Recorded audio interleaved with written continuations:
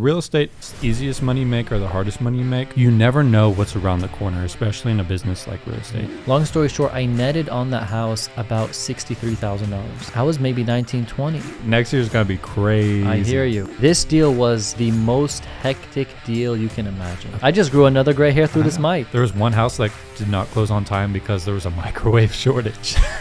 Commissions can drain you mentally when they don't come through. I lost 30 grand. Do's and don'ts when showing properties. Don't give your opinion on the color of the wall. You want them to visualize themselves living in the home. What do you do when you're losing motivation? When I lose motivation, I think of why I even started in the first place. Have you had a nightmare client? I've had a few nightmare situations. I was going to be working with this really high profile client. He pulls up. I'm so freaking nervous, dude. Oh. The franchisee walked away. I called my client. I'm like, you need to give him this money. Just do it. We ended up closing it. Nice. I get messages all the time like, Ben, how do I get to where you're at? Everyone thinks like everything's an overnight success that does not exist. You can't be comparing yourself to the 60-year-olds who have $100 million net worths. It's the thief of all joy. It's the truth.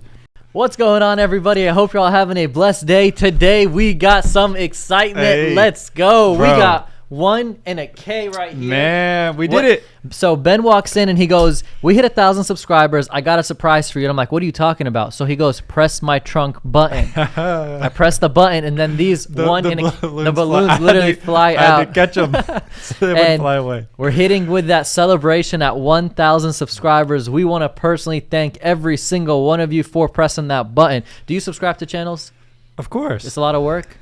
No work at all. No work at all. It's very easy. So we appreciate those who've done it because other people, I think we have 29% subscribed to the channel and then the whatever the difference is, 60 or 70% not subscribed. So if you're watching this and you're not subscribed, it hurts us. Yeah. Please subscribe. We would appreciate it. We would really appreciate that because today we got some value coming their way. That's our 5-letter word, is giving you guys value. Now, guys, if you don't already know, my name is Karam and we didn't even introduce ourselves. Yeah, and I'm Ben Wegmann. Ben Wegmann, Thanks, Karam. and no problem. And I'm Karam Khalil. Now, but who's Karam Khalil? I'm a commercial real estate agent, and then I invest in real estate as well. And Ben is a residential real estate agent, and I'm sure they already know you. Yeah, they have to already know you. Yeah. And why I said that is important because you guys can ask questions in the residential world, the commercial world, the investment world, and we can hopefully answer that for you. And if we can't, we'll get you the answer. Every single day is a new day that we learn, and we love to give you guys as much value as we can from ourselves. Now, we're talking about some pretty good stuff today. Okay. Responsibility. Okay. Not as a dad or anything like that. Well, I'm not a dad. Well, you know what? Yeah, you are. I'm a dog dad. There you go. Yeah. You're a dog Ooh. dad. So we're talking about responsibility as a business owner, as a real estate agent. Then we're talking about commissions and emotions. Wow, we're talking money? We're talking some money. Okay. I have a good question about commissions, by the way. You do? Yeah. Okay, we're going to answer it. So we're going to share with you guys. I'm going to share personally a deal that I was making some big money on it. Okay. $50,000. Oh, and it was a nice commission check, and there's a lot of emotion involved in that. So that's why I'm going to share that. And then we're going to talk about how your responsibility to your clients is number one as a real estate agent and really in business in general, because if you put them first, you'll get what they call return business. Sure. Right? And if you don't and you try to make your quick buck, what's going to happen? You'll get that quick buck, but you'll lose them for life. Return business, very important. Yeah. And especially in this business that we're in. Especially. I got clients who I used on multiple deals multiple times, and they've turned in the millions of dollars for the real estate that they bought. Nice. So it's good. So we're jumping right into that. Ben, I know you got a ton of questions, and I got some questions as well. Now, they can only ask these questions if they what? If they subscribe. Wrong. they got to follow us, obviously. But they need to subscribe. I'm trying to get them to subscribe, man. Right. That's right. Okay, he's right. Yeah. You got to hit the subscribe button, and you got to follow us on Instagram. Verified users only. Verified? I'm not verified, bro. No, like verified subscribers. Come on, man. You I'm are, tripping. bro. It's okay. Verified. It's okay. But what we're going to do is we're going to have Jesse slide it right here. That's my IG, and then you can do the swoosh real quick. Slide right here, Jesse. Jesse, you better do that. My guy. If you don't, you're going to embarrass us. He's got us. He's got us. I have faith in Jesse. All right, that's good. So that's where we're jumping in. So I want to jump in first with responsibility as a real estate agent and business owner. Okay. Okay. As real estate agents, would you say that we're running a business? 100%. We're a business ourselves. Yeah. What's his name? I think it's Jay-Z. He goes, I'm a business man. Yeah. something not like a that. businessman or You know what I mean? Yeah, I think I literally just saved you. Yeah, I literally just that could have flopped gone it. bad. Yeah, oh, you could have.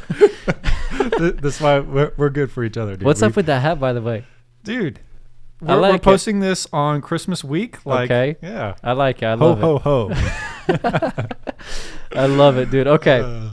So responsibility. I'm in the No, spirit. I love it. Okay. So we're talking about being a business owner as a real estate agent is true, and it is that way. You're a business owner. You're running a business. Every day you wake up, you have clients, you have responsibilities, and you got to go after it. Now, what would you say as a business owner and real estate agent, a responsibility for you would be? For me, for example, I would say following up with my clients Very important. is a responsibility I have. Yeah. You guys who are watching this, if you're my clients or Ben's clients, you guys are a responsibility on us because we have to give updates. Sure. Right? Do you have something that you would say is a responsibility that you got for your clients? Man, just staying on top of everything. So if I have buyer clients, just staying in contact with the lender, making sure that everything is going smoothly on the lending side. Nice. Making sure inspections are going through the way they should, making sure that there are deadlines with everything in a transaction. So obviously staying on top of that, that's love it. the most important thing. But yeah, that's with buyers, staying in touch with lenders, the inspectors, and then, coordinating everything with the listing agent. Would you say that you're, like whenever you get a property under contract and you know how the title company sometimes sends you like important dates? Sure. What do you do with that? Do you just say, okay, I'll just remember that? Do you put it in a calendar? Do you write it somewhere? Well, I put it in my calendar, and then I make sure that my buyers know them as well, just so everyone is on the same page. Yeah. Just to shout it out there, in the beginning as doing real estate, I really didn't write it down. I was just like, I'll remember. Yeah. I'll remember when the option period ends. Yeah. I'll remember when this ends. When you have 20 deals under contract simultaneously, which is what I have right now. Nice. You have to. I love that. Keep track of everything. No, it's not even possible. 20 deals. You're talking about 20 option periods. You're talking about 20 closings, 20 different timings, and every single deal has its own problem. Yeah. Half of them are new construction. New construction are a little bit easier because the builder kind of handles everything. Got you. So that definitely helps, but.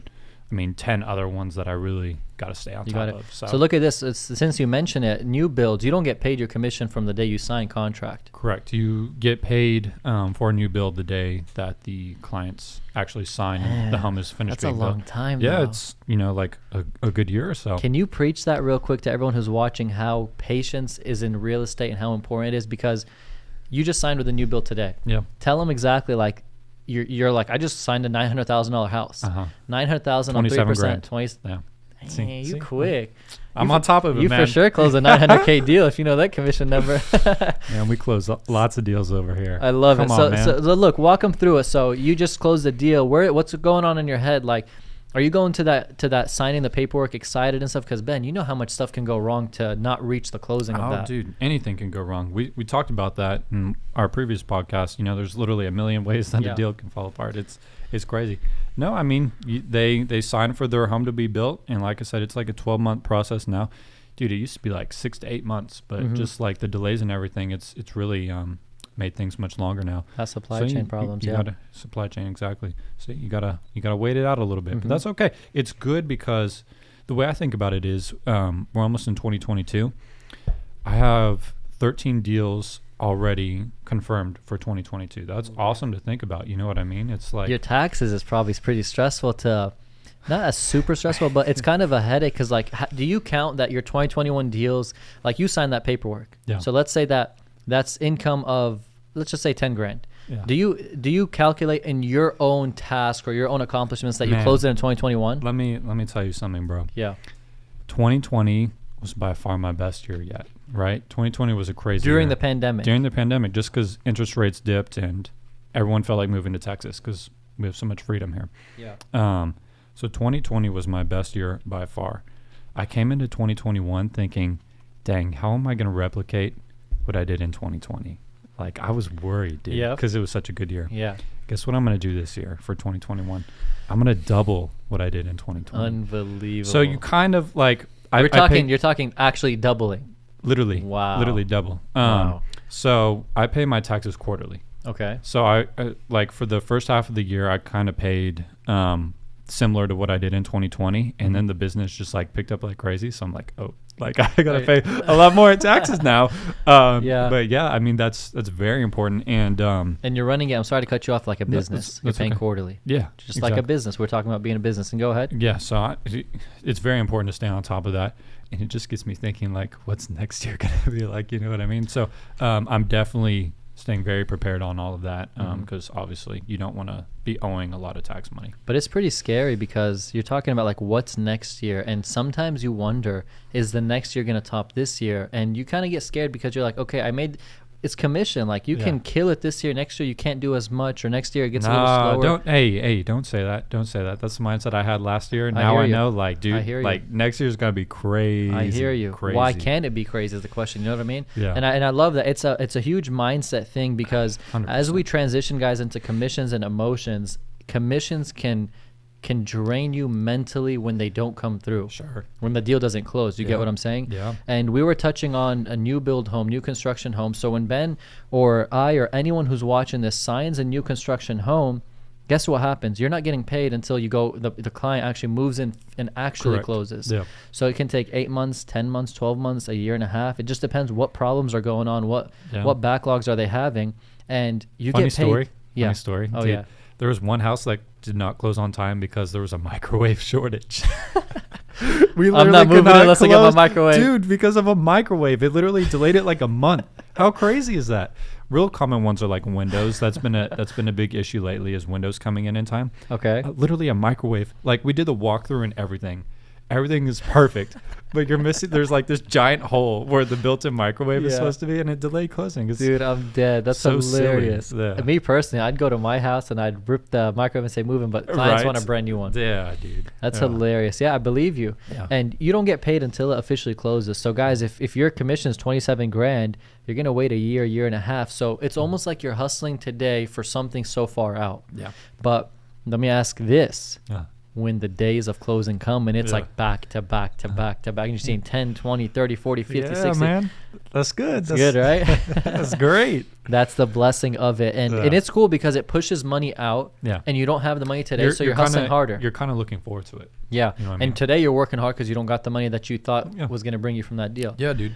Nice. So I had a deal that I was working. This is where I'm going to share with you guys a story about commissions and emotions. And we spoke before, don't spend your commissions until it's in the bank. Yeah. And have you ever done something where you spent it before? I shared my story of I spent a lot of money before I made it. I probably have. I mean, there's probably 4 or 5 deals that I thought were for sure things. Yeah. But maybe you got lucky and it closed? No, that they didn't. Like I thought that they were for sure things, and then for whatever reason. But dude, I'd say like 95% of my deals, probably more than that. Like nice. They always close. I love that. That's awesome. So this deal that I'm talking about was a $50,000 commission check, which was going to come straight to me. This deal was a commercial property, and this deal was the most hectic deal you can imagine. Okay. It was, first we're buying the property, and we're going through a bank. Yeah. Then it was, never mind, we're doing seller financing, and the owner's going to finance it to my clients for a year. Then it was, he's going to seller finance it, but he wants to have a lease back because he wants to stay there to run his business for the rest of the year. Oh, I didn't even know you could do a lease back in commercial. Yeah. Nice. So they do that, and it's a little bit different verbiage, I guess, but it's basically that. So then we had to negotiate how much he's going to pay my clients because they're seller financing it from him, but he's now their tenant. You're making my head spin. Can you imagine that? So imagine this. You own a property for 20 years, and you're a big shot. Yeah. The next day, someone else owns it, and he's telling you, pay me rent. Yeah. So that's what happened. So we then had to negotiate the amount of commission that's going to have to be paid. Okay. Not commission, the amount of rent. Gotcha. He didn't agree with it. After the deal had already closed and everything? We didn't close yet. We were preparing all the paperwork. Gotcha. So my clients didn't agree with it. He didn't agree with it. He wanted to do like $3,000 a month. They wanted $7,000. But ended up big difference. Big difference, yeah. So I was like, it's not going to work out.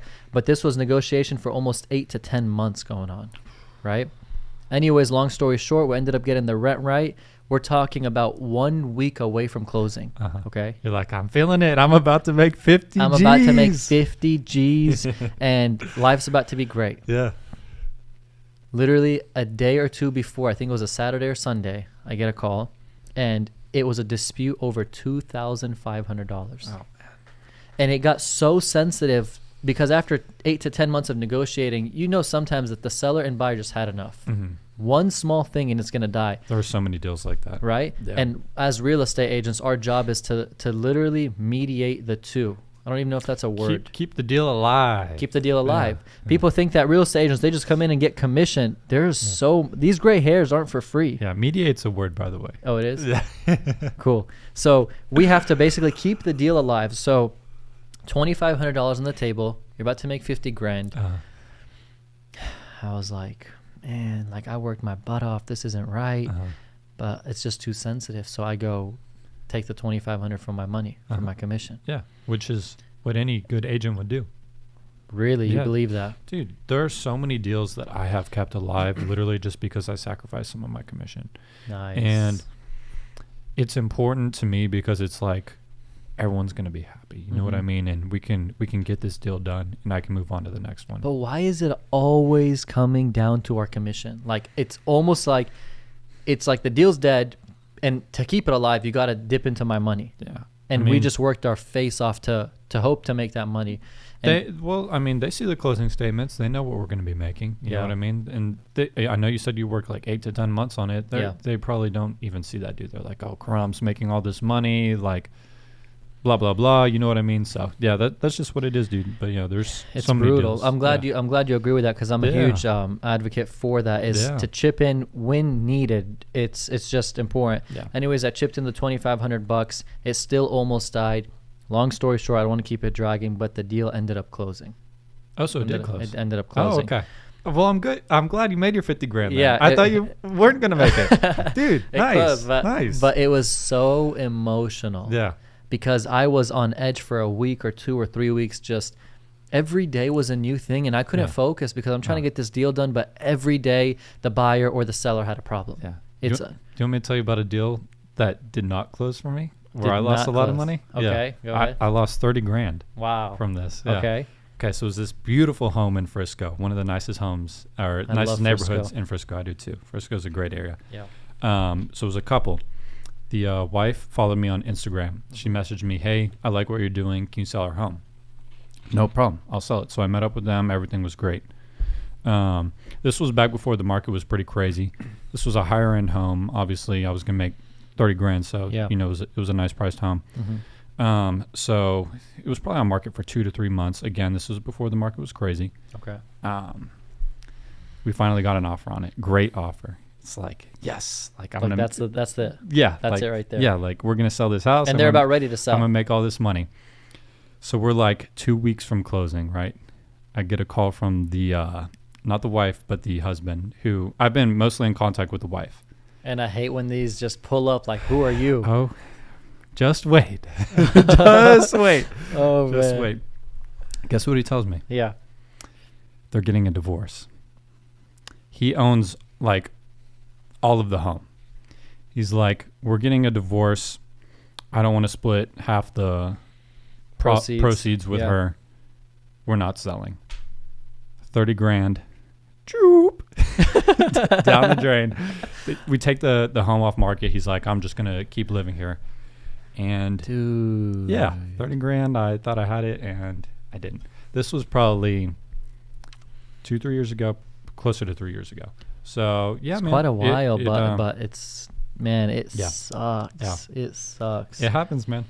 I had a deal, and I spoke about this. I had a deal that I got from cold calling, and then I was doing an open house. We got him a contract after a month of really fighting back and forth trying to get it to sell. We get it under contract. The house was for 415 grand. Okay. What's the commission on that? 12 something? 12 and some change. 12 and some change. Yeah. 12 and some change is a great amount of money. Like 12 grand just to come in is just unheard of. Like people will hear that and they'll be like, wow. Hey, that's your rollie. That's, by the way, there's a challenge. When we hit 10,000 subscribers, I'm going to go out and buy a Rolex. Nice. It's something funny that we did on podcast number 3. So check that out. But anyways, we got it under contract. He was so happy. Wife came in the picture. Said, I don't think you should sell it. It's your only house. He's in the military. He relocates. It's just a good home. Don't you love couples? I love them, man. Couples are the best. Yeah, I love them. I love when they take away my money. Yeah, man. Oh my but gosh. that deal ended up dying, and it sucks. It happens. So for everybody who's watching, as a real estate agent or in the commission world or in a business world, you're talking the same thing happens for car salesmen. It's the same game. You're getting commission. Not as much money though, but what's up? not as much money. Not as much money. I agree. Throwing jabs. No, I'm just kidding. I love my car salesman. It's a lot of money when they sell you that Urus that you're trying to buy. So I think that they'll make a good commission. I would imagine so, yeah. So anyways, those are stories that we wanted to share with you guys that we feel are important to share. Yeah. Some stuff that we went through that were big numbers. And let me ask you this. At least you got your money on the big one. True. Yeah. On the big one, God saved me, literally. Yeah. But even on small deals, Ben, like a $3,000, $4,000, $5,000 deal, it'll still hurt to have the deal die.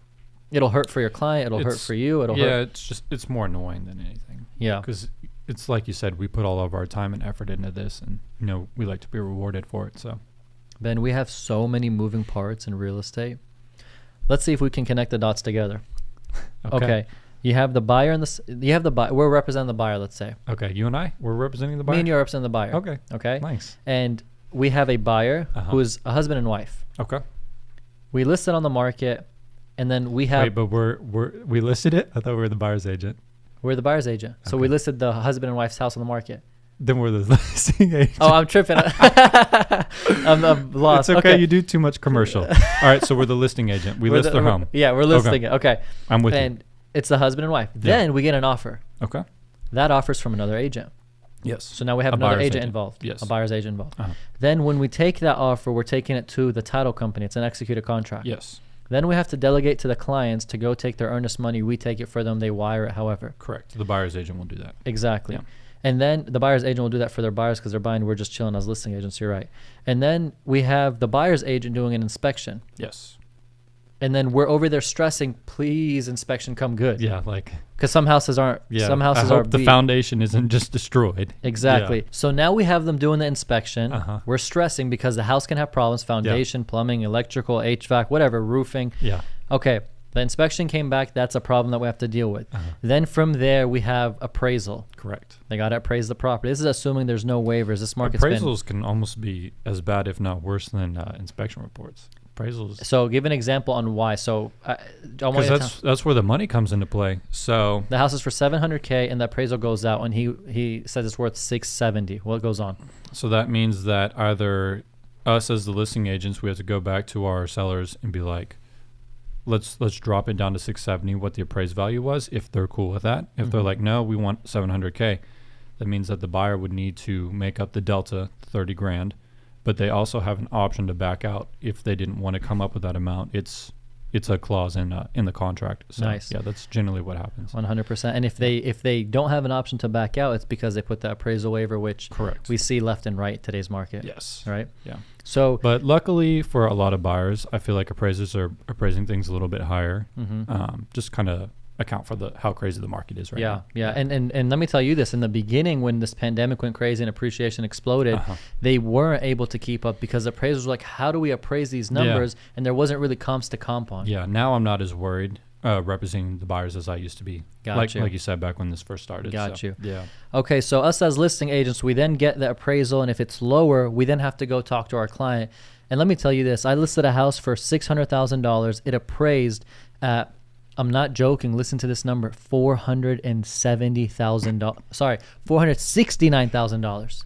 Why did you price it at 600 then? It's not about why did I price it at 600. 469 was appraisal, but the streets is a we would call it like a. Was it the nicest home on the street or something? No, it was like a premier street. It's like a prestigious street. It's called England Parkway, and it's priced at that. But the appraiser valued it with houses behind that street. So it was the appraiser's fault. It's not really his fault because he's appraising on the street behind it, which is, I guess, legal for them to do. Like within half a mile. But it wasn't the street itself, and we put a premium on that street itself. It's like a lot thing. Like the lot's value is like that. You get what I mean? Because they paid a premium for the lot.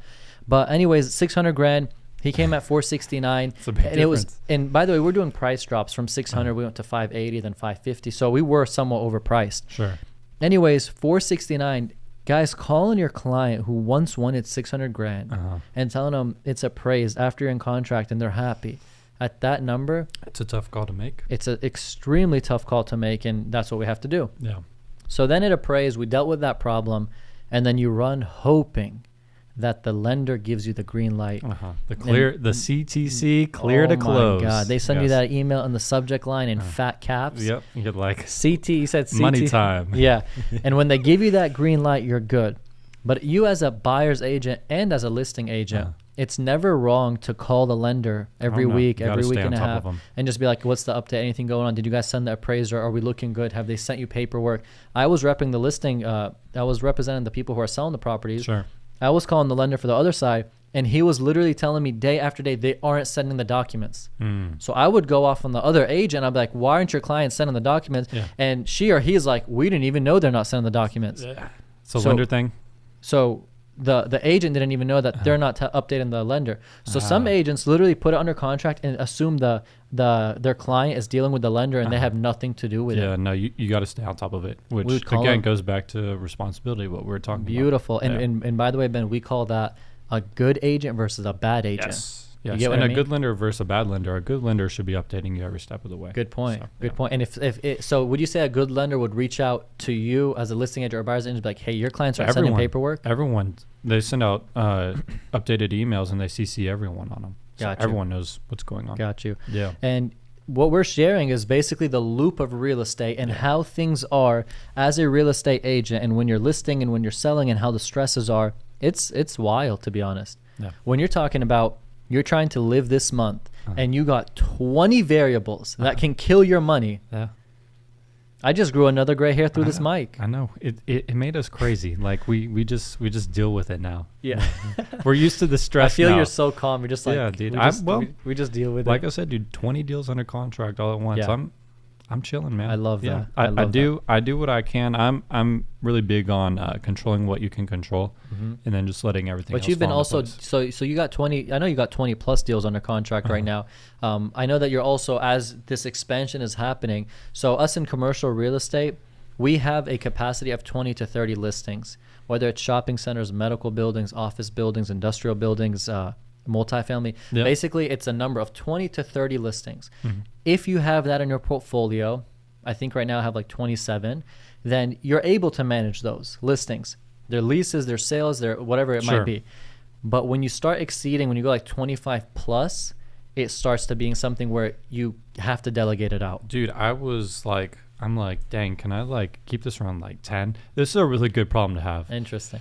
It'd be nice if I had like 10 under contract all at once, but yeah, I mean, it's a lot, but like I said, it's Wait, you're saying it would be nice to have 10 under contract? Yeah, just because it's like less I got headache, less stress. But I mean, you just roll with it, man. Delegate it out, and that's where we go. We're just falling back on what it is. It's your business owner. Yeah. You got to delegate your team and build your team and grow your team. We're a businessman. We're a businessman. Not a businessman. We're a businessman, not a business man. We're a businessman, not a businessman. That's okay. Again, I save you. I love it. Thank you so much for that. You're so welcome. Now check this. Man, we've been going at it. I love this. Yeah. So we get heated up when we talk some details in the real estate. By the way, guys, if you're getting value from this and enjoying it, hit that like button and subscribe button. And most importantly, Ben, there's a lot of people who are watching this who they're friends with friends and friends and friends of other friends. Y'all can share this video. I mean, it's for free. Yeah. And the people you share it to are going to appreciate it. You know what I'm saying? Absolutely. You posted on your Instagram someone jamming to us doing a remodel. Oh, dude, that was really cool. Yeah, he was remodeling his home, and you could hear us in the background. I love it. And we're on Spotify, by the way. If you guys don't know, it's free to listen to. You can open your phone and listen to it. If a podcast is 50 minutes on your way to work, on your way back from work, if you're just hustling through showings, you get value from it, and that's our goal with it. Nice. So share the video, like the video if you're getting value and enjoying it. If they listen on Spotify, they can't see my awesome Santa hat. But listen to this. They're going to listen on Spotify, but then they're going to go home when they have time and watch it again. I like it. Yeah. You know how many times I've watched Ray Kroc, the founder of McDonald's, right? The McDonald's movie. I don't even know what it's called. Probably 13, 14 times. Oh, wow. There's a zoning case that's going on here on a property that I purchased, a piece of land, and that zoning case was in 2019. Yeah. It's a 2-hour and something minute zoning case. Online, I pulled it up, and I've watched it till this date about 15 times. Well, you're Every obsessed. time I watch it, it's because I'm about to go do a rezone. Every time I watch it, guess what happens? You learn something new. Learn something new. Yeah. And the same thing happened to the McDonald's movie. So it's not bad. So you'll see Ben's Santa hat. Don't worry. Yeah. I bought a Santa hat in RuneScape for, it was, I think, 20 million. And those were rare. Those were like a limited edition in RuneScape. I wish someone commented like, I know RuneScape. Abe, can you give me that real quick? Please. That cash stack. This is a cash stack right there. It's right in front of you. Is this from RuneScape? This is I made this custom on Etsy. On Etsy. This is a RuneScape cash pile, and it says, read what it says on there, please. Fire Karam 5. That's my nerd. That was my first username on RuneScape. I was like 8-9 years old or something like that. Nice. And so that's all your money? This is not my money, but like when you would PK someone, you would kill someone, and you see this stash, you're like, I just hit the lottery. Okay, we're gonna lose everyone. Oh yeah, okay. We're gonna take this out real quick.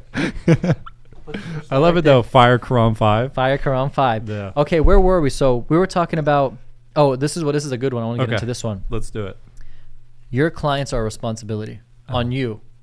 You help them buy a house. You help them buy real estate in any aspect. They can't really blame you for it, but they could blame you for it. You have to look after them. So, Ben, if you're walking a house and you know from your experience, and they don't have experience, that it's got foundation problems, and you didn't let them know that. I wouldn't do that. 100%. Yeah. And if you didn't, though, they're not going to come back to you because they're going to know that you knew and then you didn't share that with them. I'll tell you an example. There's a piece of land that a client literally sent to me 2 days ago. Mm-hmm. He goes, I like this land. The land's for 700 something grand. Nice. He goes, offer them a lower number, of course. And I literally call him and I'm like, I don't like this piece of land. I just didn't like it. I was like, it's the zoning is wrong for it. It's not a good pad. We can find you something better. Sure. He wanted to offer on it. They're asking 70. He wanted like 550. Even at 550, because he thought that was a low ball. Yeah. And you know, people you still didn't think it was worth that. I didn't think it was worth it. Yeah. So I told him not to. Looking after his interests. This same client, guys, I helped him buy a piece of land for free. I wasn't an agent at that time. And I made nothing on that deal. And he's translated from giving him free value, which is something that we always want to tell people to do as a new real estate agent, is give free value as much as you can. Yeah. I've done with him today about 15 million in real estate, him alone. Wow. Right? It's insane. And I've done with him 15 million in developments that we're working on. He's building an apartment complex, 74 unit. He's building a shopping center and another mixed use development. Okay. And guess what he does? He literally calls me and he goes, I want your opinion. I like to hear your opinion. Yeah. And he's a big shot. Yeah. But because I tucked myself under him. You know what I mean? Yeah. So we're responsible for our clients. And if you're trying to just worry about your bank account, your pocket, it's not good. It's not going to happen. Is there a time where you... In the short term, it might work for you, but in the long term, no. It's not. You need repeat clients. You need word of mouth. Nice. Yeah. You need all of that.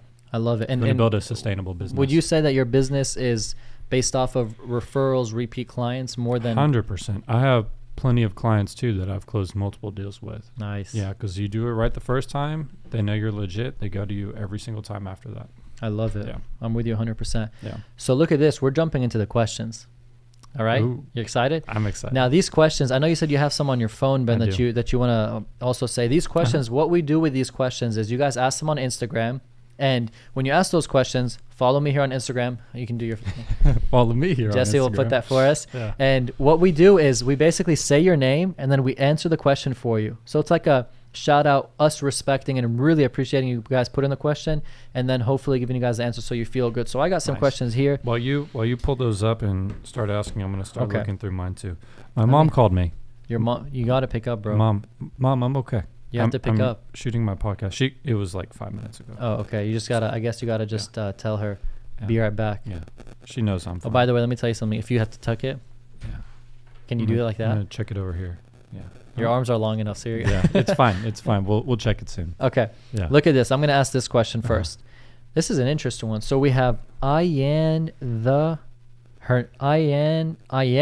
Hernandez. Okay. Sorry if I. What do they call jeopardize it? If you butcher their name? If I butcher their name like a butcher. Yeah, this is good. You're saying the names again. Their question. Well, you're about to once you get your phone going. Yeah. They're asking, or she's asking, do's and don'ts when showing properties, when showing real estate. That's interesting. So do's and don'ts when showing properties. Showing properties. I can't even So if I'm showing a property, a do that I would you when you show a property, do you take the paperwork and everything? Yeah. I'll just kind of go over what I do. Okay. when showing a property. Okay. So yeah, I'll do the MLS printout, kind of showcases everything about the listing. Nice.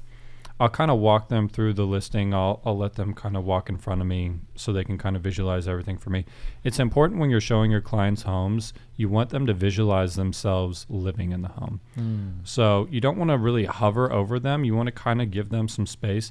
I like to point out things that I like in the home. Like if there's high ceilings, I like to be like, oh, like I love natural light. If there's a gas stove, I like to ask them if they like to cook, obviously, because cooking is a little bit better on a gas stove than an electric stove. Nice. Just little things like that is what I'll do. And I'll kind of follow them around, but really I want them to kind of, fill it out for themselves. I love that. You're basically giving them a feeling of living. I feel like that's important. Wow. Yeah. So that's a do. And people know what they like. Like you don't have to, you know what I mean? Like, you don't have to push them to like it. Yeah. Like they're going to like it or they're not going to like it. I've had a client who went into a property and didn't really like it. They put it under contract and they backed out. I've had clients who literally will walk like 2 steps in. They'll be like, nope, we don't like it. And then on to the next property. It's like, okay. Like on to the next one. So look, you gave a do. I'm going to do a don't. Okay. And you're going to love this one. Let's hear it. Don't give your opinion on the color of the wall. Okay. Let me tell you why. Yeah. Because when you walk in and you're like, I don't think they may like it. What if they love it? Yeah. And it happened to me before. Oh. I'm like, I don't know if I like this carpet. Who asked you? Yeah. Like I'm telling myself that. Karam, we love this carpet. And they're like, oh, I actually really like it. I'm like, crap. I don't think I like this purple paint in this room. We were thinking of doing purple. This is going to be our daughter's room. Here you go, like crushing their spirits. So don't give your opinion when it comes to just cosmetics. Yeah, like I don't like this good. fan. I don't like the granite color. That's them to make that decision, not us. Yeah. We all got our own swag. You know what I mean? Like I like Ben's fit right now, and I like his tie and all that he's got going on. Man. But I'm not gonna tell him I don't like this about it, because at the end of the day, it doesn't matter because he already knows what he likes. I like the all black. Are you? Never mind. I'm not gonna. Don't say it, bro. Yeah. Don't say it. Today's a beautiful day. It's a beautiful day. Today's a beautiful day. So when I wear black, I have strategic outfits. Okay. When I'm going for a fierce negotiation or a fierce deal, a big deal, I go all black. Okay. Well, I mean, we hit 1K. That's so I'm coming in hot. Yeah. I'm coming in hot. 100%. No, and actually, 10K next, then 100, 10,000, then $1 million. I love it. I feel like $1 million is like that would be a 1 and that would be an M, and we're done. Like I already see it. No, but I already see it happening. We see it happening. And then we go 10 mil. Way bigger than that. Okay, fine. Yeah. We go 10 mil, 20 mil, and 100 mil. Yeah. All right. So we answered the do's and don'ts. Thank you for that question. Ben, can you grab your phone? Because I know that you said you had one that you liked. Even if it does the static, it's going to be fine. Yeah. There's going to be another one. You want to tell them about the static? Yeah, sadly. So we paid a lot of money for this setup that you guys see. We got the Shure mics. Joe Rogan uses these mics. And we invested a lot of money for you guys. But for some reason, when you grab your phone and you're like texting or you're on it, some static starts to happen. And we've been telling Jesse and Abe, the people who are running the show behind the scenes, make sure it doesn't happen next podcast. Yeah. And guess what happens? It just happens again. Yeah, it's okay. It's okay. I have a really good one. We talk I'm just kidding. I got love for you guys. Yeah. All right, what do you got? We talk about motivation a lot, and I feel like this is something that a lot of people struggle with, and I want to keep harping on it. Nice. So I have a really good one from Fanny.B. She says, what do you do when you're losing motivation? And while you answer that, I'm going to look for more. So what do you do when you lose motivation? Yeah, by the way, we just answer, or like we say these questions like on the spot. Like we don't think about the answers or anything. Like I'm literally just pulling these from my phone right now. I love how you mentioned that. So what do you do when you're losing motivation? Ben, there's been times, months in my life where I would wake up early, 4, 5 a.m., 3 a.m., and I would stay up late, 2, 3 a.m. I'd just be looking at a wall. Yeah. And I'd be depressed. Yeah. Like, not depressed because life sucks. Just, I didn't know what I wanted to do in life. Yeah. I just seriously didn't know what I wanted to do in life. And, when you say when you lose motivation, I'm going to answer that based off of today. When I lose motivation, I think of why I even started in the first place. That's good. That's so important. You feel me? You see because what I'm saying? that's so important because that's what gets you to, start what you're doing. Yeah. 100%. That feeling, you have to go back to that feeling. There you go. And sometimes I want to preach this to everybody. Sometimes you don't really know why you do what you do. Sometimes you just do it to do it and then you land somewhere else. But there's always a reason why you're doing it. And that reason, it's okay even if it's to make money. But why is it that you want to make that money? Yeah. Is it just for a new car, or is it to put your family in a better position? Yeah. So if I lose motivation, I look back at why I even started in the first place. And if I have to pivot a little bit and maybe make a little less money, I don't mind doing that just to make sure that my motivation gets sparked again. Nice. The goal is to spark it. And once you spark it, the gas starts to get lit when you start to get back in the rhythm, you know? So that's what I would do. I would look why and act upon it. That's honestly what I would do. But what else do you got? What kind of questions you got going on your side? Yeah. And by the way, you know, being motivated, you don't have to be motivated 24/7 for those who are listening. I won't say the name on this one. She goes, "What's a girl got to do to win you over? Buy a house?" Yes. What's a girl got to do to win you? Say that again. Yeah, she's got to buy a house. Okay. Yeah. That's how she'll win me over. All right. You got some questions. Let's okay, so she's got to buy. Yeah, we just answered hers. I was like, wait, yes, you need to buy a house to win me over. Sorry, yeah. Like, just like that? It's fine. Yeah, it's fine. I think that's fine. We're fine. Yeah. That was smooth. It's fine. Yeah. Okay, so we got Rich Cardozo. Ooh. I would like to hear about nightmare client or disaster situations on both residential and commercial sites. So, in general, like nightmare client. Have you had a nightmare client? I've had a few nightmare situations. Let's let you answer this first. Okay. Let me kind of think back on my nightmares. Let me let you start first because I'm just kidding. I got this one. You got one? I think I can get something. Okay. So a nightmare. It's not gonna be a nightmare. Ooh, I already have mine, but oh, you do? I just thought of it. Yeah, go ahead. That was really quick to be honest. Dude, yeah. Your brain moves quick. Yeah, man. Okay, so we love all our clients, but anybody in business has a client who's just like, they make you money, but you still have to do them. It's real estate's easiest money maker, the hardest money you make. Some clients is a little bit harder. That's okay. Yeah. That's the business. 100%. Yeah. On the commercial side, honestly, it's so tough to think of. Like, I haven't really had much of a nightmare client. You want me to say mine? Yeah, go ahead. I've had disaster deals, but I'll say that after. Okay. Because it's not a nightmare client. I had this really cool home in Cedar Hill. It's not the one you're probably thinking of, not the beautiful. Okay. This was another one. It was really nice. It was kind of perched up on a hill. Okay. It had a beautiful view of the lake, Joe Pool Lake. It's funny. You had to it was very steep driveway because it was like sitting up, so you had to walk up. It's like a good leg day every day. Yeah. So I was the listing agent for this home. I got it under contract. Great, this is just another deal. Nice. Inspection report comes back. This is sitting on a hill, so it's not like flat land or anything. Foundation is terrible. Cedar Hill is also known for bad foundation. You're right. Yeah. You're right. Okay. Foundation is terrible. On top of that, the garage is full of mold. Yeah. So it's uninhabitable. Okay. There was literally it was $20,000 worth of work because they had to rip out the walls, clean it with whatever, remediate, something like that. Look at us using big words. Yeah. It was just a nightmare because it was all of these issues, and it was this beautiful home. I'm like, dude, this is gonna be easiest deal ever. Yeah. It was a normal closing. It's 30 days. This was probably 90 to 120 days. It just for a closing just kept dragging on and on because we got the mold done right. Yeah. And then they came back and they were like, nope, it needs this now. Okay, we'll do this. It was one thing after another. Every time you did something happened. Yeah. Luckily, my seller, he was pretty chill. He was like, man, I kind of understand, this sucks, but, I'll do what it takes because he really wanted out of the property. He bought it for so cheap, and he capitalized on the hot market. Okay. So he still won really big. We got a good offer on the home. But yeah, nice. Dude, it was just one thing after another after another. It's when are we going to close this thing? I love that. So you came off the top, but it was a process. It was hectic. Yeah. But you would kind of say that was money that you really earned. You were like, man, really? This was stressful. Dude, it was a lot of back and forth. Yeah. I've had a crazy easy deal. You want to hear a really, really easy deal I had? You guys easy talking? Deal? You're talking about a nightmare. You want to hear an easy deal? Let's hear it. This is too easy. Okay. Client selling their house local. They're moving out of state. The house is for $752,000 nice. In Austin, Round Rock. Good deal. All right. I didn't even know we can do business in Austin. And Austin is what, 3-4 hours away? Yeah, not too far. Fun fact, we can do the entire state of Texas. Yeah, our license is good for the entire state. We can but we can't search in their MLSs, right? Well, you would have to pay for the whatever MLS service. Yeah, but we can do business anywhere in Texas. Yeah, I didn't even know that at the time. So my client calls me and goes, "Hey, by the way, we're moving to Round Rock in Austin. Can you please review the new home build contract?" I was like, "No problem. Send me that over. Please send me that." Yeah, and I would gladly review. I wasn't involved at all.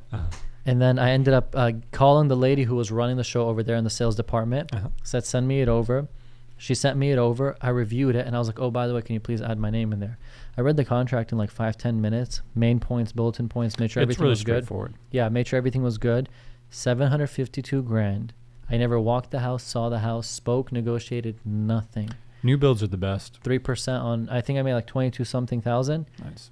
Ben, I spent 10 minutes. Yeah. New builds are the best. I have a few stories just like that too. You know what I'm saying? Yeah. So sometimes they hit home runs, and then there's the hardest deals, and you're making like $5,000, $3,000, and in fact, so much time is put into them, you feel like it wasn't even worth that. Yeah, I have another story. Nice. It goes back to like not really giving up, like because a lot of times you feel down because something happened, but you never know what's right around the corner. I love it. So earlier this year, I was going to be working with this really high profile client. Like I was stoked for it. I was like, yes, like it's going to be a great deal. I'm going to make good money. I'm going to, build this relationship with this guy, and I can post about it. Like everything about it is going to be really good.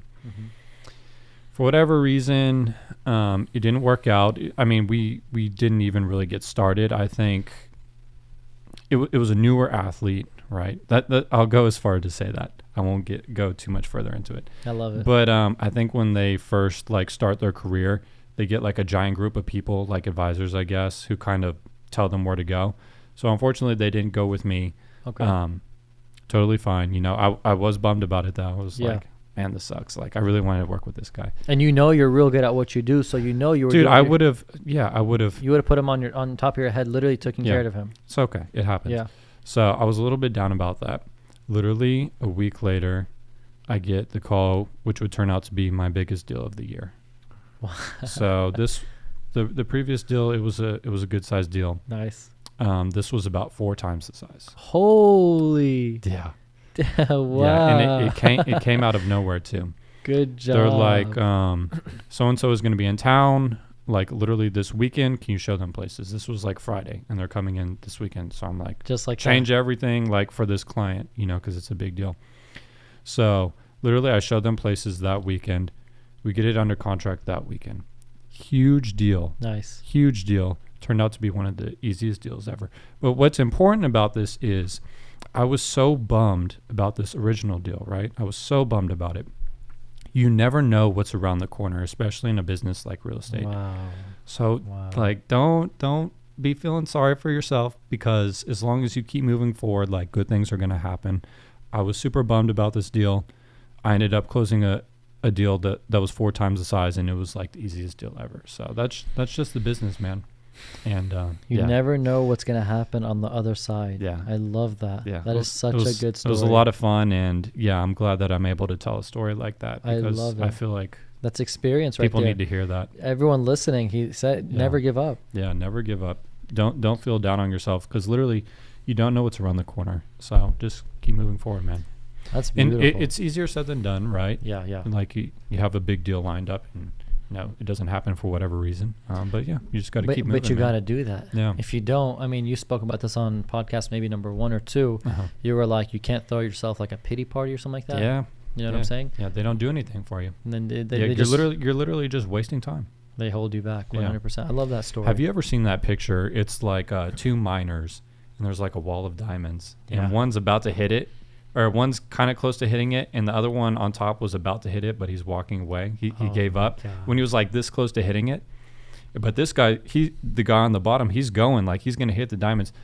That image is like ingrained in my mind. I was just going to tell you that. Is it? It's ingrained in my mind. You cannot give up. You don't know how close you are. Wow. Tomorrow could be the biggest day of your life. Tomorrow you could get the call like, I want to do like a $20 million deal. I mean, that's getting goosebumps. I'm getting goosebumps. Like you just don't know. You have to keep going. The diamonds are on the other side of the wall, man. Just keep hammering away. Dude, that was beautiful. Yeah, dude. It's important. That was beautiful. It's like I got the image what you just said. Yeah. And you're at that position where you felt bummed out that the athlete didn't go through, Yet you just do on the other side the 4 times your biggest deal. 4 times. 4 times that deal that was about to go down. I love it. It was a crazy swing of emotions. We're going to do a shout out to Rich Cardozo because his question led to that story. Yeah. So shout out to you. Shout out Rich. Rich, may God make you rich. Rich in family, rich in life, and rich with wealth. There you go. I love it. That was cool story. I'm going to touch on that real quick. Yeah. On a commercial deal it wasn't a disaster, but it was a disaster. It wasn't what it was. It wasn't what it was. Yeah. So I was negotiating for about 2 years for a franchisee who has a Little Caesars. Okay. He's a franchise for Little Caesars, and he's got about 17 locations. He was opening at one of the centers, an 18th location, and back and forth, and this guy had lawyers involved. Yeah. And as real estate agents, we're not lawyers. Correct. So when a lawyer gets involved, typically, specifically in commercial real estate, you go to your client and be like, look, this guy potentially wants the space. We need to hire a lawyer. Okay. When you hire the lawyer, he's going to go through he's going to do basically everything that we do, and we're just going to look over it. Uh-huh. But you got to pay probably $1,000, $2,000, $3,000, depending how intense. Whatever their fee is. Yeah. Exactly. My client didn't want to pay that. He goes, no, why can't you just do it? Why can't you just run through the deal? Like you? Me. Oh, okay. And realistically, I could. But this guy was scratching off on triple nets where basically it's what a tenant pays when they go into a shopping center. He was scratching off property maintenance in certain sections that he doesn't want. He was scratching off decorations for the building he doesn't want to pay for. He was scratching off little lines. He was scratching off there and then. Mm-hmm. Like, that's lawyer stuff. Yeah. Are you a lawyer? I'm not. We're just realtors. Thankfully. Right? Yeah. And I couldn't do that, so I told my client to do it. Anyways, my client ended up listening, and he hired the lawyer. And keep in mind, you're taking the risk because the deal might not close. Damn. Then you're out this money. Hired the lawyer. Negotiations kept going and going and going. He was paying every hour about $250. Every day he was calling me. Mm-hmm. Is it almost done? Is this almost done? Why do we keep going back and forth? And I'm like, I can't control this. You're negotiating. Yeah. And long story short, he was out the pocket about $4,800, and the franchisee walked away. He said, you're not going to work with me, I'm out. Yeah. He was investing $400,000 into an empty space, and they disputed on tenant improvements. My client didn't want to give him a little bit more money that he wanted. Yeah. Luckily, a couple months passed. Every single other day I was calling him, the franchisee. He ended up opening the door again to give us the opportunity. I called my client. I'm like, you need to give him this money. Just do it. Yeah. Do it, because it's going to bless your center with a franchise in there. Yeah. We ended up closing it. Nice. You made it happen. And we made it happen. And guess what? The franchisee took 4.5% of the commission. Okay. 6% commission. Yeah. The guy who came and wants to open the Little Caesars took from my money 4.5%. So I took 1.5% home. Yeah, just to make the deal work.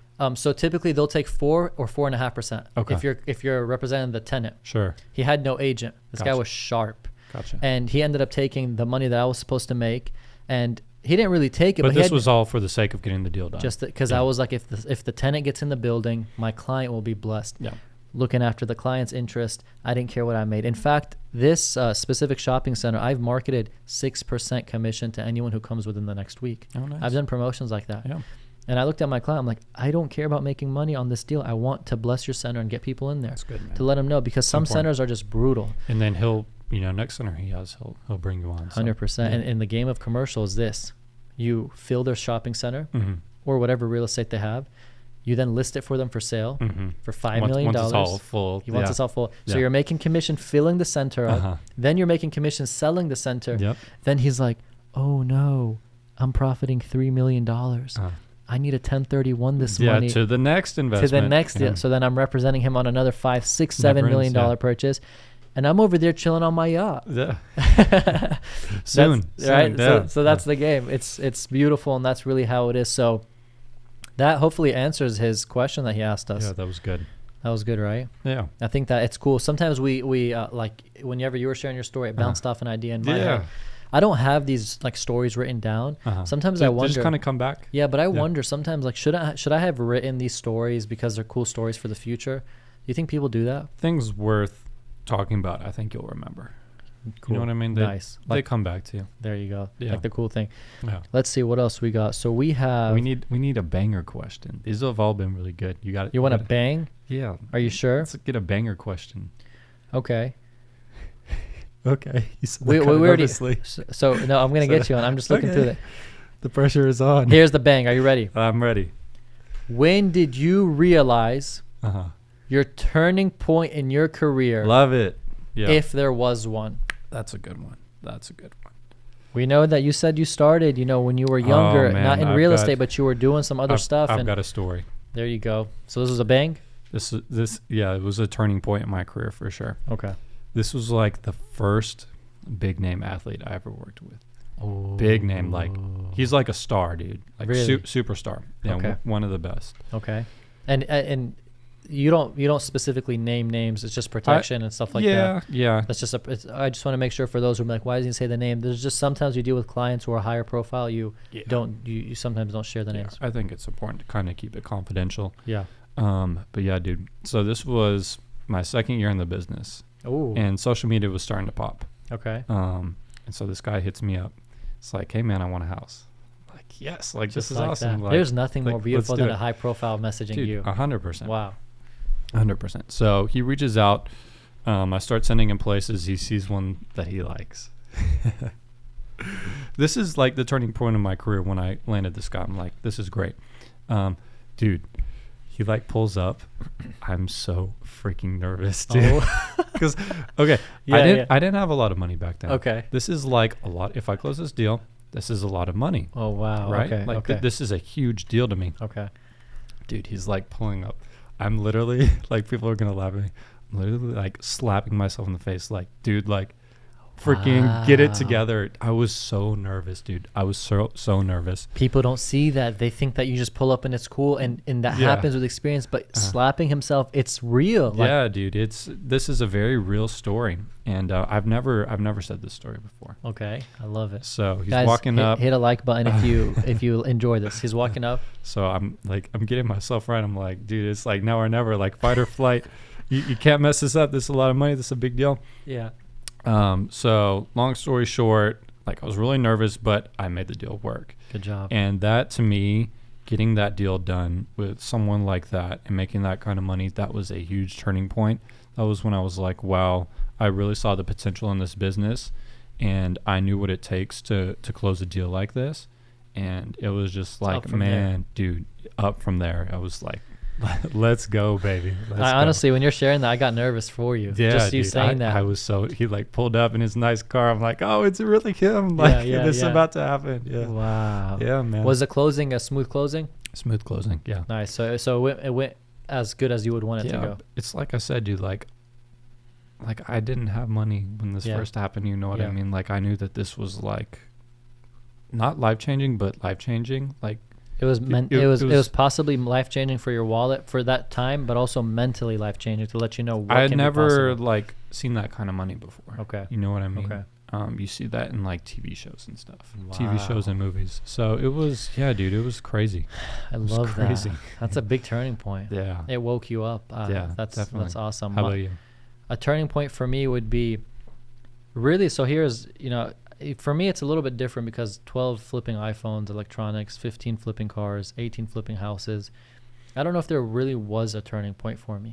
It was just make more money, make bigger flips. Is it just kind of like linear, I guess? Like you There you go.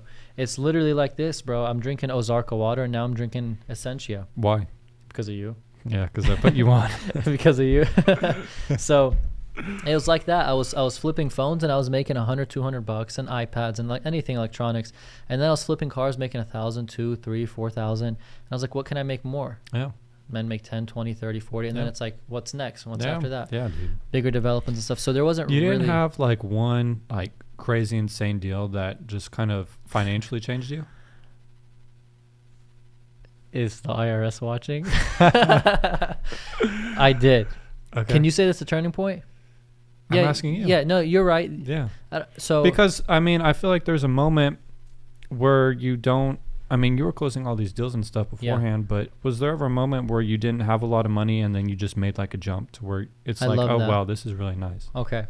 Because I feel like that's a really big turning point for a lot of people. I'll give you a micro turning point. Okay. I was flipping houses. I was 18 years old. I would go to the auction. I'd buy houses from investors' money, and I was making 20, 30 a house.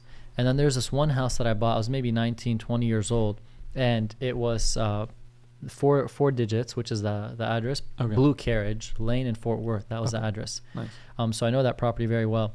That property, I gutted it from zero and basically not rebuilt it, but just made Like it down to the studs almost? Exactly. Yeah, nice. Sheetrock was all wavy. Foundation was bad. The retaining wall was bad. The backyard was sitting on almost half an acre, and it was just How big was this house? 1,600 square feet. Okay. Right. I paid for it $96,000 or $98,000, something like that. Long story short, I netted on that house about $63,000. Nice. And I was maybe 19, 20.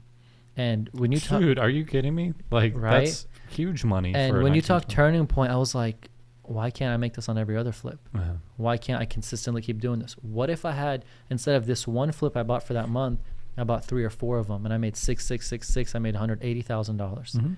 So it grew my brain. If you can consider that a turning point, it grew my mind to let me realize. Yeah, dude. You know, I would definitely say that's a turning point. Ben, I got a client who he profits easy, like 500, $1 million, $1.5 million, $2 million, just normal. Because he's got money. When you got money, you make more money. How long has he been doing this though? 35 years. Exactly. Oh, we have to that's be a good question. We have to Good be question. realistic. Yeah, dude. Thank you for that. We Good have to be question. realistic. I get messages all the time.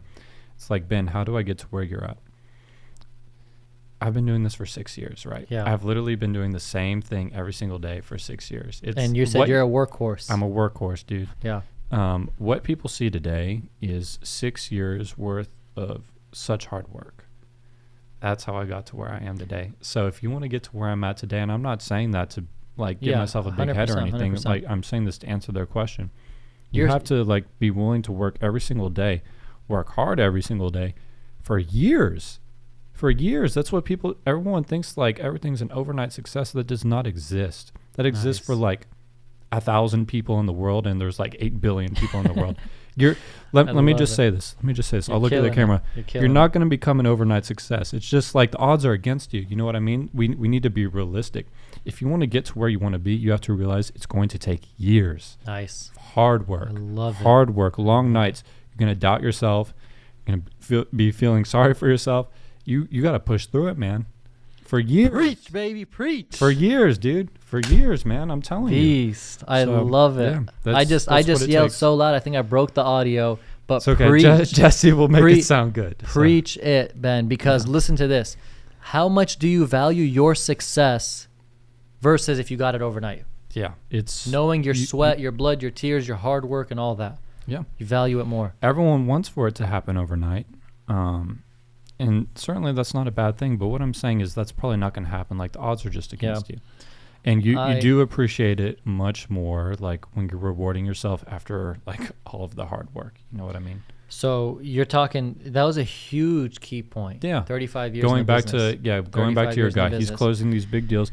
I'm saying this like to tell you. Like I know you already know this stuff. He's closing those deals because he's been in the business for 35 years. Sometimes I'm like, think where you'll be at in 35 years if you're even still doing it. I agree. We'll be retired by then. Seriously. I love it. Yeah. Sometimes I'm like, why all my clients that I deal with are maybe 50 plus years old who are big net worths, and I'm like, but they got that. I got to hustle hard. Takes time. But where gap is 30 something years, 20 something years. You get what I mean?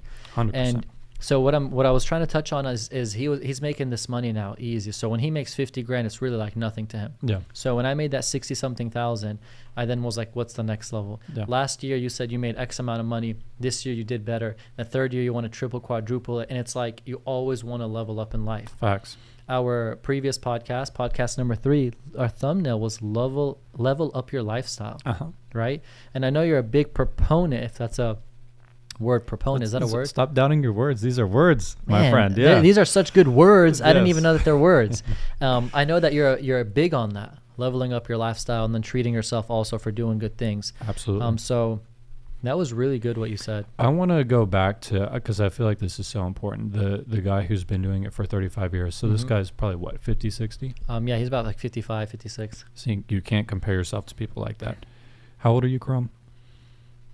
So somebody put a comment. I'm going to answer it, but somebody put a comment and they're like, how old are you? And I kept beating around the bush. Nobody really knows my age because when I was doing real estate, I was scared I had a baby face. Yeah, well, you got to get over that. How old are you, Karam? 24. 24. Okay. Would you say that you're doing better than most 24-year-olds? Yeah, I would say that. Then that's Thankfully. all that matters. Mic drop. Yeah. That's all you got to think about. You can't be comparing yourself to the 60-year-olds who have $100 million net worths. We'll get there.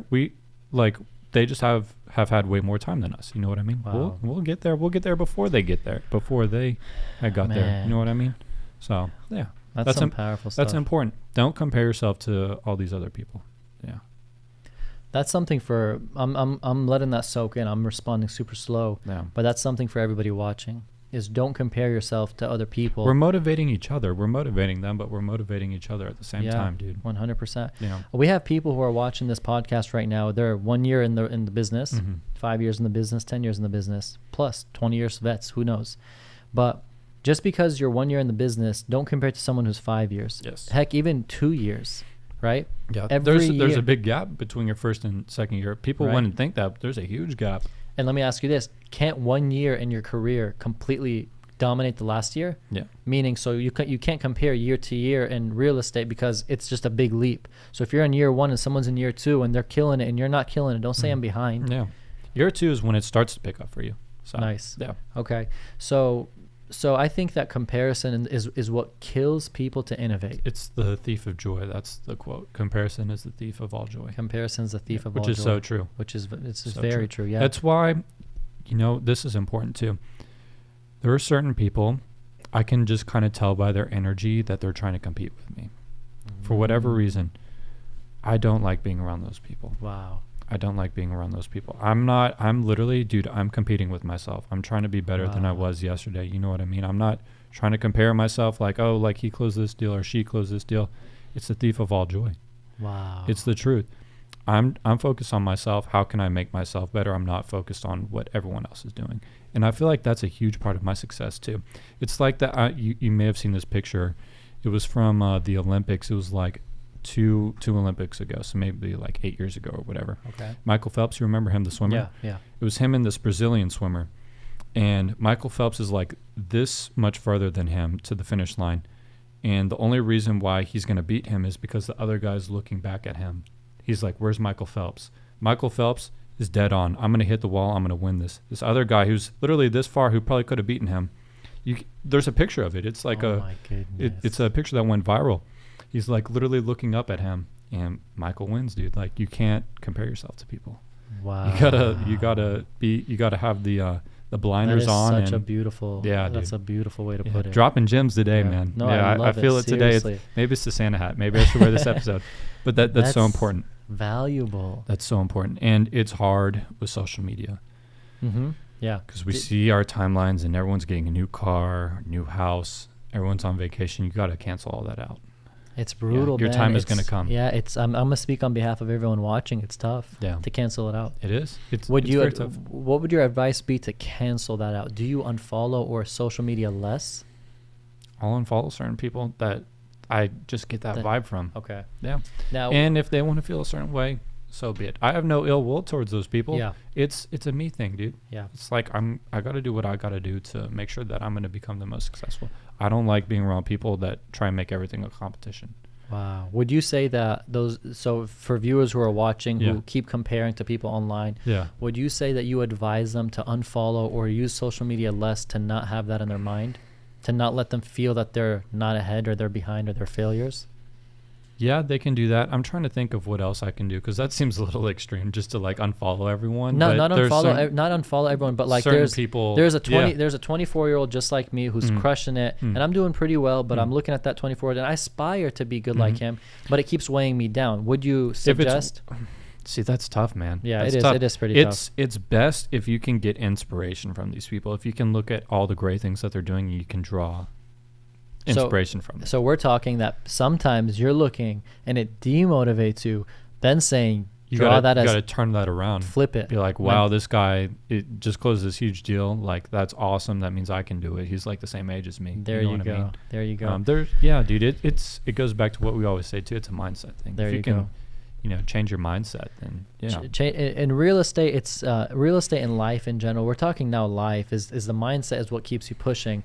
And if you don't have a positive mindset, my dad taught me one thing. He taught me a lot of things. Nice. That's not nice to say he didn't teach me. He taught me one thing. He taught me a lot of things, and one thing that he taught me that stuck. Yeah. He would take me places I don't want to go. Ben, I just didn't want to go. I was trying to play RuneScape. Yeah. I was addicted to it. Yeah. And it was 8 p.m., 9 p.m., 10 p.m., and he's wanted to go, whether it's Home Depot or swinging by somewhere or taking me somewhere in Dallas or somewhere far. And it wasn't like a vacation go. It was like he's about to go do work. He's tagging me along. He said, Karam, I'm already taking you, so find the positive in it and make the best out of it. Yeah. It's like the other saying. I love like sayings, dude. Yeah, and quotes they're and so stuff. powerful. Like, you can look at the glass half full or half empty. I always look at it half full. It's never half empty. Okay. Yeah. Prosper and it's growth. all a mindset thing, dude. Prosper it's all a and mindset growth. thing. I think, Ben, that you dropped a ton of gems this podcast. You did too. And you always drop gems, but today you came with the fire of multiple back to back to back. Seriously. I was feeling it today, man. Yeah, and people are going to love this podcast. Yeah. We're going to get a ton of comments and feedback on that. And, you know, when I'm sitting with Ben, every day and everything that he does and says, I learn from. Yeah.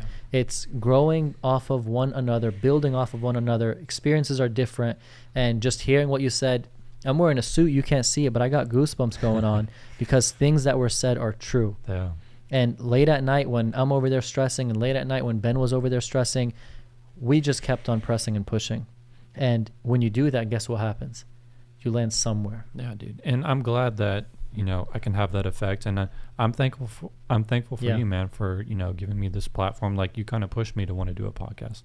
That's so awesome. I'm happy that I can talk about these things. You know what I mean? I love it. You know, we both benefit each other mutually. So that's awesome. Yeah, thank you too, man. My man. Yeah, Much love, my brother. Yes, sir. And we got that 1,000 subscribers. Yeah, and I think, what do you think if we tee it off over here?